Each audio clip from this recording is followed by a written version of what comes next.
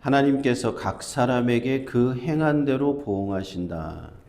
앞서 우리가 5절에서 사도 바울이 계속 얘기했던 하나님 남을 판단하는 사람에게 하나님께서 하나님의 의로운 판단이 그날 너에게 임할 것을 너가 쌓고 있다라고 이제 앞서 사도 바울이 지적한 대로 그 이어서 얘기를 하는 겁니다. 하나님의 의로우신 판단이 이 6절에 이어서 각 사람에게 행한 대로 보응하시는 것으로 이제 연결이 되는 설명을 하는 이어짐이라고 보시면 됩니다.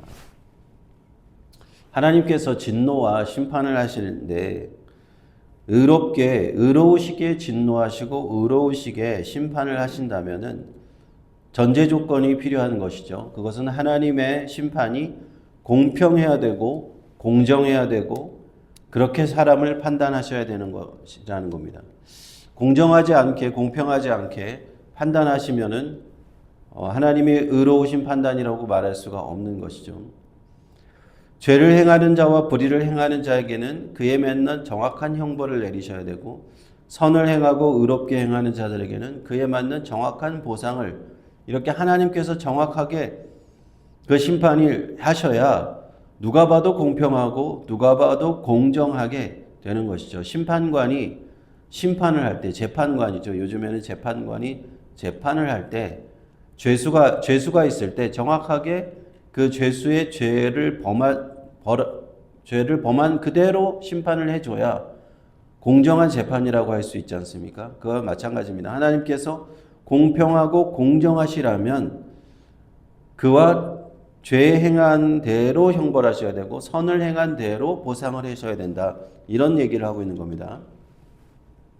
7절 8절에 이제 계속해서 말씀하고 있는데 선을 행하며 영광과 존귀와 썩지 아니함을 구하는 자에게는 영생으로 보답하시는 것이고 당을 지어 진리를 쫓지 아니하는 자들에게는 불의를 쫓는 자에게는 노와 분으로 하시는 하나님의 진노로 보응하시는 것이 공평한 것이다. 하나님의 공평하게 판단하심으로 정말 인간 중에서 정말로 선을 행하는 자를 찾으신다면 그리고 하나님의 뜻에 온전하게 행하시는 자를 찾는다면 하나님은 그 사람에게 영생을 주실 것이다 하는 겁니다. 그리고 불의와 온갖 악을 행하는 자에게는 진노의 심판을 내리실 것이라는 겁니다. 9절 10절에 한 번 더 이제 이것이 반복이 되는데 악을 행하는 각 사람의 영에게는 환난과 곤고가 있으리니 여기서 말하는 환난과 곤고는 하나님의 심판으로 인한 고통을 얘기하는 겁니다. 첫째는 유대인에게요 헬라인에게요. 그리고 10절에 선을 행하는 각 사람에게는 영광과 존귀와 평강이 있으리니 첫째는 유대인에게요 또한 헬라인에게로다. 여기서 첫째는 유대인, 둘째는 헬라인인데 이렇게 얘기하는 것이 공평과 공정에 대해서 얘기하려고 이렇게 얘기하는 겁니다. 유대인들은 우리가 볼 때 자기들은 선택된 민족이라서 하나님 앞에서 아브라함을 조상으로 두고 있어서 하나님이 우리를 좀 특별하게 봐주신다는 생각을 하고 있단 말이에요. 유대인들은. 그래서 하나님 앞에 자기들은 웬만해서는 심판을 받지 않고 웬만해서는 우리는 이방인들과 같지 않다라는 그런 사상이 있단 말입니다.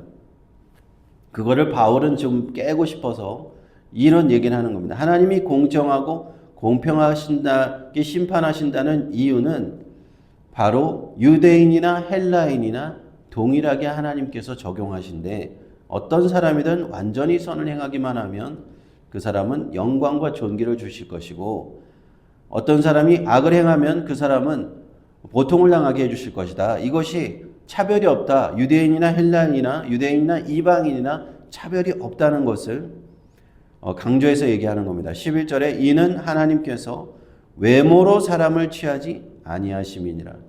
하나님이 공평하고 공정하시다는 것을 여기서 볼 수 있다는 겁니다. 하나님의 백성 물론 이스라엘 백성을 하나님이 친백성으로 택하시긴 하였지만 하나님은 차별 없이 모든 사람을 대하신다. 그러므로 그가 유대인이나 헬라인이나 상관없이 누구든지 만일 하나님 앞에 온전하게 선을 행하기만 하면 하나님의 영광과 존귀를 구하는 자에게 또 영생을 선물로 주실 것인데, 만일 그 사람이 유대인이나 헬라인이나 상관없이 하나님 앞에서 악을 행한다면 이 땅에서 징벌을 주시고 영벌을 주실 것이다 라는 이러한 흐름으로 얘기를 하는 겁니다. 이렇게 되면 모든 사람은 다 동의할 수 있는 거죠. 하나님은 공정하시구나, 하나님은 공평하시구나, 치우침이 없으시구나, 누구라고 봐주고 누구라고 안 봐주고 이런 것이 없으시는구나 라는 편견이 없으신 하나님의 심판이라고 얘기할 수 있는 겁니다. 앞서 사도 바울은 계속 얘기합니다. 하나님의 심판과 진노는 모든 죄인들에게 동일하게 임한다는 겁니다. 완전하게 죄악 가운데 빠져서 사는 그런 죄인들, 누가 봐도 죄인들, 서로 죄를 부추기면서 사는 죄인들에게도 그 죄가 하나님의 진노와 심판이 임할 것이고, 그것을 남들을 심판하면서 나는 도덕적으로 선하다, 나는 하나님 앞에 무언가 받았다라고 생각하는 사람들, 저 사람들은 저렇게 악하지만 바리새인과 같이 나는 하나님 앞에 선하다라고 생각하면서도 사실은 하나님 앞에 죄를 짓고 있는 그런 남을 판단하는 사람조차도 하나님 앞에서는 모든 죄인이김에 판단을 받고, 완전 무별하고 만일 흠이 없고 하나님 앞에 선하다면 그가 이방인이라 할지라도 하나님 앞에서는 완전한 영생을 받을 수 있고, 그가 유대인이라 할지라도 하나님 앞에서 죄인을 범한다면 심판을 받을 수 없다. 이것이 핵심의 논지입니다. 그래서 유대인들이 자기들이 뭔가 선민 사상을 가지고 하나님 앞에서 우리는 선택을 받았으니까 저들하고 좀 달라, 이방인들하고는 좀 다르다라고 생각하는 것을 이제 사도 바울은 깨기 위해서 이런 얘기를 하는 겁니다. 그런데 문제는 그것이죠. 유대인이건 이방인이건 하나님 앞에서 이렇게 완전 무결하게 흠이 없이 선을 행한 그런 인생이 있을 수 있는가 하는 그런 질문으로 자연스럽게 이어가는 겁니다. 우리가 중고등학생 때 학생들이 그런 질문을 많이 해요. 선하게 살고 죄를 짓지 않은 사람도 지옥에 가나요? 이 땅에서 참 착하게 살고 예수님 안 믿었어요. 그런데 지옥에 가나요? 라는 질문을 하잖아요, 학생들이. 거기에 대해서 사도 바울은 이렇게 대답을 하고 있는 거예요. 만일 어떤 사람이 하나님 앞에서 완전하게 선하게 살고 죄를 짓지 않으면 지옥에 가지 않는다. 다만 조건이 있어요.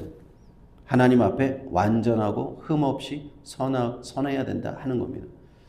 아담 1의 모든 인류 가운데 이러한 사람이 만일 한 사람이라도 있었다면 그 사람은 지옥에 갈 필요가 없는 거죠. 하나님 앞에 완벽하기 때문에, 완전한 사람이기 때문에 천국에 갈 것입니다.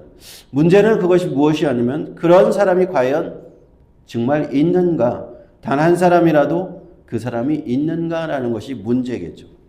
그래서 사도 바울은 이 로마서에서 앞으로 이제 쭉 얘기할 내용이 그겁니다.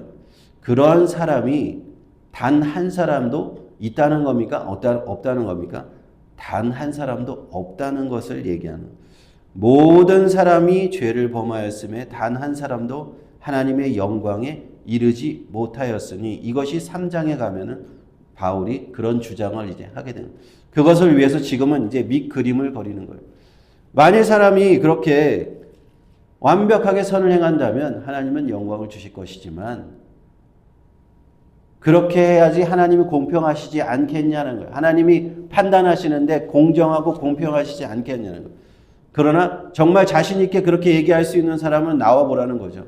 하나님이 분명히 그렇게 해주실 거예요. 그러나 누가 그렇게 나아갈 수 있느냐 하는 것이 이제 뒤에 나올 것입니다. 우리 인간은요, 하나님은 공평하고 공평하지 않고 공정하지 않다라고 불평하는 일들이 많습니다. 이 세상을 바라볼 때도 이 세상에서 악한 자들이, 아니 저 사람은 저렇게 악한 일을 많이 했는데 하나님 앞에 벌을 받지 않고 잘 사는 것 같고, 벌을 받아도 저 정도의 벌 가지고는 안 될 것 같은데 되게 편하게 사는 것 같고 라는 그런 사람들이 생각하는 경우들이 있습니다. 더한 고통을 받아야 될 것 같고 그런 것이죠. 그래서 과연 하나님은 정말 공평하신가, 정말 공정하신가 라는 그런 계속 신학적인 질문들이 있어 오는 거예요. 그러나 사도 바울은 분명하게 얘기하는 겁니다. 하나님은 정말로 공평하고 공정하게 심판하실 것이고 상 줄 자에게 영생을 주실 자에게 영생 주시고 사실은 벌을 주실 자에게는 벌을 주실 것이다. 그래서 우리가 지극히 인간적인 관점으로 볼 때 하나님은 그렇게 공정하지 않은 것 같은데 사실 제가 최근에 좀 하나 깨달은 것이 있는데 하나님의 심판이 사실은 얼마나 정확하게 공정하게 이렇게 진행되고 있는지를 제가 한 가지 이제 예를 들어서 말씀을 드리면 우리가 극악무도한 연쇄 살인범들이 있지 않습니까? 아주 저 사람은 저런 짓을 저런 연쇄살인범 막 10명, 15명을 연쇄살인하고 감옥에 있는 그 사람, 가령 예를 들면은 화성 연쇄살인범의 이춘재와 같은 사람이에요. 이 사람을 이제 취재한 그런 그 취재가 있었는데 그 사람이 과거에 어떻게 살았고 어떻게 범죄를 저질렀고 지금 어떻게 감옥에서 살고 있는지를 대해서 이렇게 조사를 하는 그런 내용이었어요.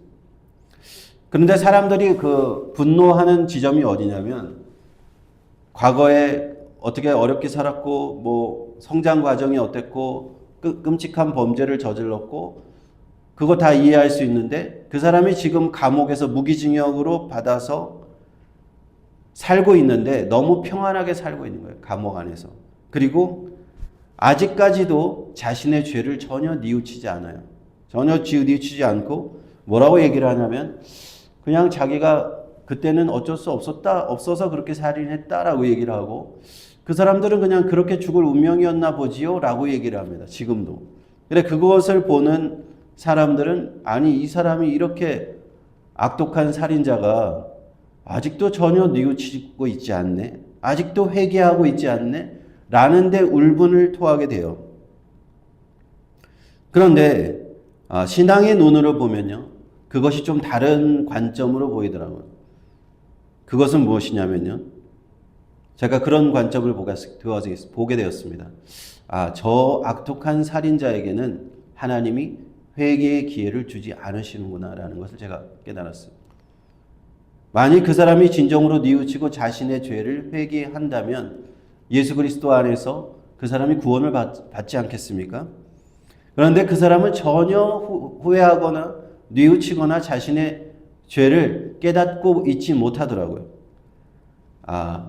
하나님께서 완전히 회개하지도 못하게 하는 저 사람이 정말 저주받은 사람이구나. 하나님이 정말 벌하시고 하나님이 버린 사람이구나라는 생각이 들었어요. 우리가 예수님을 판 가룟 유다를 생각해 보면요. 예수님을 팔고 나서 그가 회개하고 정말 잘못했습니다. 하나님 용서해 주세요. 그렇게 회개할 수도 있었잖아요. 근데 가룟 유다는 회개하지 않습니다. 회개하지 않고 그냥 스스로 슬퍼서 그냥 생을 마감하고 말죠. 자기 스스로. 구약 성경에서 하나님을 떠난 왕 사울 왕도 그가 회개하면 좋았을 텐데 회개하였다는 내용이 없습니다. 그냥 전장터에서 죽을 때까지 하나님 앞에서 잘못된 인생을 살아가다 그렇게 망하게 되는 거예요. 그래서 구약 성경에서 쭉 나오는 인물들을 보았을 때 하나님의 진정한 벌을 받는 사람은 회개할 기회조차 받지 못하는 사람. 하나님께서 회개할 기회조차 주지 않으시는 것 같아요. 그래서 하나님이 정말로 각 사람이 행한 대로 공정하게 공평하게 보응하시는가라는 생각 저는 그때 들었습니다. 극악무도한 죄악을 저지른 그 사람이 행한 그대로 하나님은 보응하시기 위하여서 이 땅 위에서 회개의 기회조차 주지 않으시는 거예요. 그 사람 그래서 인간의 눈으로 봤을 때는 전혀 뉘우치지 않고 회개하지 않아요. 그래서 그 사람이 잘 먹고 잘 사는 것 같고 저러다가 편안하게 감옥에서 죽겠네라고 생각하는 것 같아요. 그렇지만 하나님이 보시기에는 좀 다를 거다라는 생각입니다. 하나님은 선이시고 빛이시고 악과 어두움이 전혀 없으십니다. 그래서 선한 자는 선으로 보상하실 것이고 악한 자는 악으로 보응하실 겁니다. 절대적인 개념이에요. 하나님 앞에서 선한 자와 악한 자에 대해서 하나님은 이 세상에서 어떤 선한 자가 너희 다른 악한 자에 비해서 조금 선하기 때문에 선한 자, 그 선한 자를 얘기하는 것이 아니라요. 아까 처음에 말씀드렸듯이 완전하고 하나님 앞에 하나님이 보시기에 흠이 전혀 없어야 되는 거예요. 하나님께서 완전 무결하게 선한 자가 영생을 받게 되는 겁니다. 그런데 그런 기준으로 하나님의 그런 기준으로 보았을 때 영생을 받을 수 있는 자는 인간 중에는 아무도 없는 거죠. 인간 중에는. 그래서 예수 그리스도께서 오셔야 됐던 겁니다. 우리가 예수님을 무엇이라고 얘기합니까? 하나님의 어린 양, 죄 없으시고 흠이 없으신 하나님의 어린 양이라고 얘기해요. 그리스도께서 오셔서 인간들을 대신하여서 죽으신 것은 그래서 그것이 완전한 속죄가 될 수 있는 겁니다. 예수 그리스도의 십자가의 보혈만이 인류의 죄를 사할 수 있는 이유는 무엇인가? 예수 그리스도께서만이 독생자로 성육신하셔서 죄 없으시게 이 땅에 나셨고 죄가 없으시게 나셔야 했기 때문에 성모 마리아를 통해서 죄가 없게 태어나셔야 했던 거예요. 그래서 성육신하셔야 했던 겁니다. 그러므로 앞으로 어떤 사람이든지 아니면 과거에 어떤 사람이든지 누군가 십자가에서 예수님 말고 다른 사람이 십자가에서 나는 인류를 대신하여 죽겠다 하고 죽었다고 해도 그 사람은 자격이 없는 거예요. 왜냐하면 완벽하게 죄가 없고 흠이 없는 하나님의 아들만이 인류의 죄를 대속할 수 있기 때문입니다. 그런 분이 대속을 하셔야 영생을 우리가 받을 수 있기 때문입니다. 이것이 기독교의 복음인 겁니다. 하나님의 아들, 죄 없으신 동정녀 마리아에게 나신 바로 성육신하신 우리가 크리스마스 성탄절에 하나님 아들이 이 땅에 오신 그 죄 없으신 아들이 이 땅에 성육신하신 그날을 온 인류가 축하하면서 기다리는 이유가 그겁니다. 그분 외에는 인류의 죄를 대속할 사람이 아무도 없기 때문에 이것이 우리의 믿음의 근거가 되는 거예요. 우리가 그리스도를 믿는 믿음의 근거인 줄 믿습니다. 이 믿음의 굳건한 믿음으로 하나님 앞에 나아가야 우리가 하나님의 그 전 앞에 들어갈 수 있는 것, 그 휘장을 여실 수 있는 분은 오직 예수 그리스도, 흠 없으시지만 이 죄를 지고 이 땅에 오신 어린 양 예수 그리스도의 그 피로 우리는 하나님의 휘장을 열고 하나님의 전 앞으로 나아갈 수 있는 줄로 믿습니다. 오늘 이러한 믿음으로 주 예수 그리스도의 이름 붙잡고 믿음으로 기도하면서 예수 그리스도의 이름으로 우리가 간구하며 나아갈 때 하나님은 우리의 기도를 들어주실 줄로 믿습니다. 기도하겠습니다.